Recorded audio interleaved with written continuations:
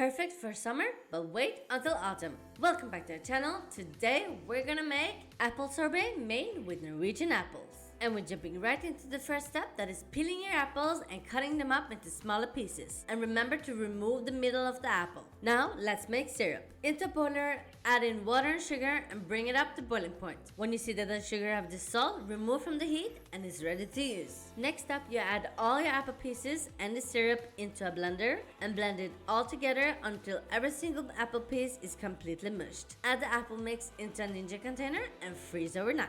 The next day, it should be frozen solid and ready to use. And from here on out, you know the drill. Into the machine it goes a couple of times until the texture is as we prefer. And then it's time to enjoy a very good apple sorbet made from Norwegian apples. So if you have all you need for this recipe, give it a try.